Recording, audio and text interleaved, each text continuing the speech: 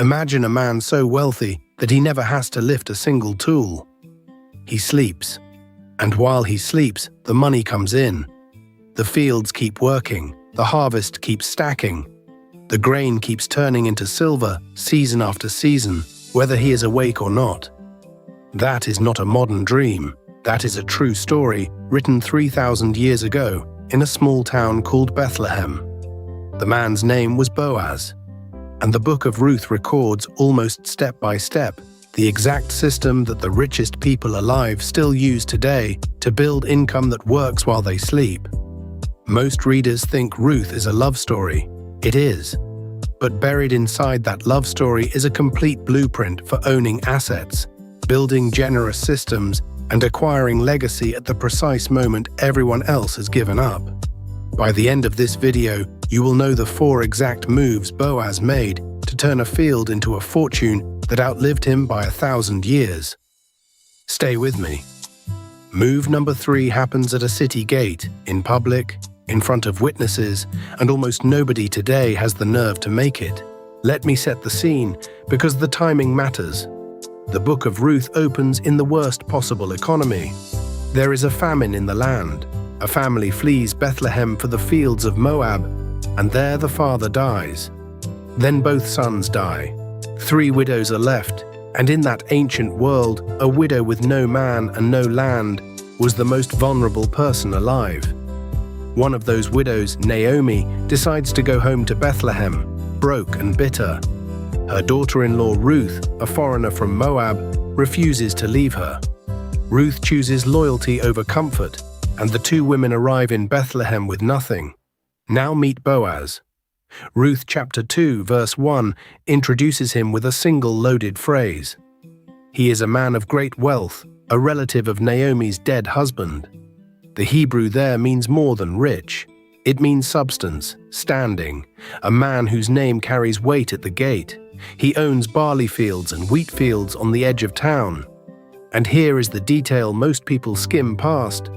Boaz does not appear to be out in those fields swinging a sickle from dawn to dusk. He has reapers, he has a foreman over the harvest. He has a system that produces whether he is standing in the field or sitting at the gate. That single fact is the seed of everything that follows. So this is move number 1. Boaz owned an asset that produced without his constant labor. Look at how the Bible describes his arrival in chapter 2. He comes from Bethlehem and greets his harvesters, "The Lord be with you," and they answer him back. He arrives to a harvest already in motion. The field was working before he got there. He had reapers cutting, gatherers binding, and a foreman managing the whole operation. Boaz was not trading his hours for bread. He owned the land, and the land produced.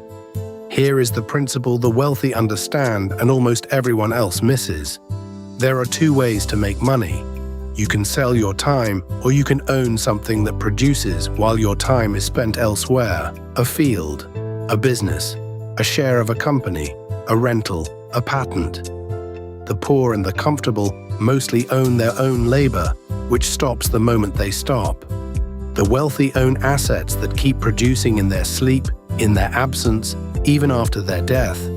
Boaz had a harvest machine made of soil and seed and seasons, and he positioned himself as the owner of the system rather than a part inside it.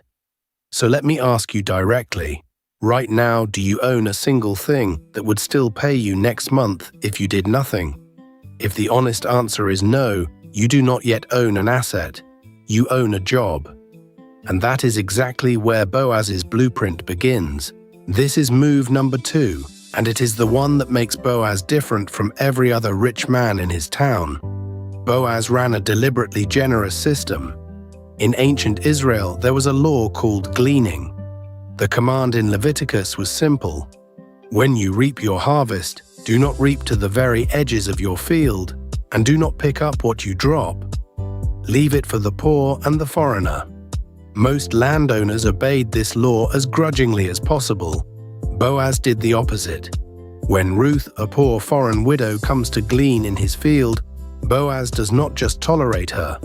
He tells his young men to pull out extra stalks from the bundles on purpose and leave them for her. He invites her to drink from his water jars. He tells his reapers not to touch her. He builds slack into his system so that the people at the bottom are lifted, not crushed. Now hear the principle, because it sounds backwards. Generosity is not the opposite of wealth. In the deepest systems, generosity is what protects the wealth and pulls opportunity toward you. The margin Boaz left in his fields was not waste. It was reputation, goodwill, and as it turns out, the very channel through which his greatest acquisition walked into his life. Think about your own income. Have you built any margin into it for other people, or is every edge of your field reaped bare? Because the answer to that question shapes who shows up in your story. Now move number 3, the one I promised happens in public, in front of witnesses, the move almost nobody today has the nerve to make. In that culture, there was a role called the kinsman redeemer. If a man died leaving land and a widow, his nearest relative had the right and the responsibility to buy back that family's land and carry on the dead man's name. It was a chance to acquire property and legacy in one transaction. There was a closer relative than Boaz with the first right, so watch what Boaz does in chapter 4. He does not whisper. He does not scheme in the dark. He goes up to the gate, the place where all legal business was done, and he sits down. He gathers 10 elders as witnesses. He calls the closer relative over and lays the deal out in the open. Naomi is selling the family land. Do you want to redeem it? Yes or no? The man says yes until Boaz reveals the full terms. Redeeming the land also means marrying Ruth and raising up a son to carry the dead man's name and inheritance. Suddenly, the relative backs out. He fears it will damage his own estate. And Boaz, in front of every witness, says, "I will acquire it. I have bought the land and Ruth and the legacy, all of it." Here is the principle. The greatest acquisitions go to the prepared person who is willing to act publicly and decisively when the timid back away. The closer relative had the first right and lost it to fear of cost. Boaz saw the full price, saw the hidden value the other man missed, and closed in daylight. When the deal of a lifetime appears, will you sit at the gate and claim it, or wait for permission that never comes? And here is move number 4, the move that protects everything Boaz built and turns a fortune into something that lasts 1,000 years. Move 4 is this. Boaz anchored his wealth to legacy and covenant, not to himself. Remember why the Redeemer role even existed.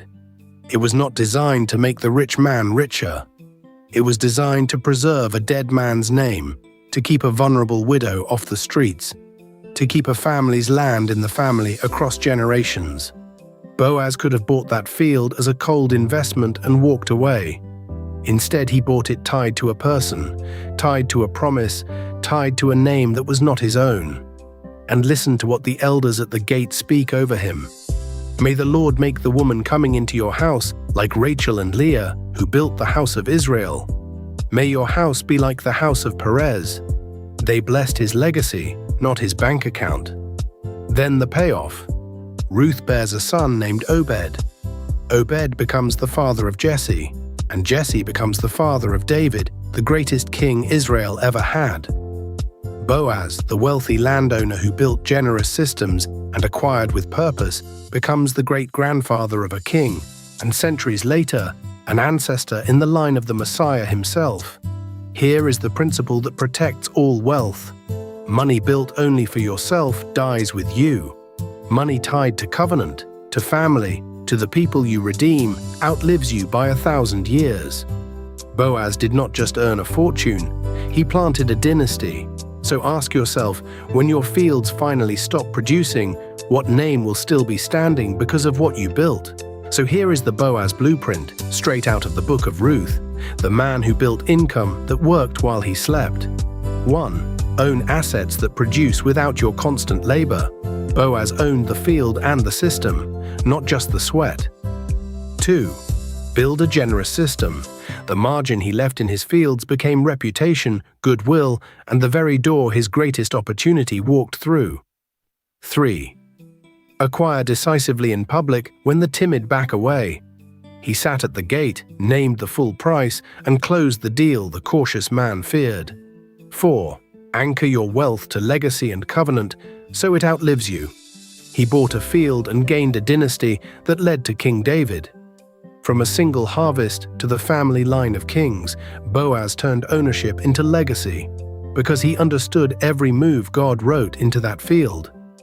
This is the Ancient Founders, where we decode the men and women God made rich, one founder at a time. Next, we open the vault on Job, the wealthiest man in the East, who lost everything in a single day, and what his recovery teaches about ruin, resilience, and the assets no disaster can touch. Tell me in the comments, which of the 4 moves is hardest for you to actually do? I read everyone. Subscribe and let us uncover the next fortune together.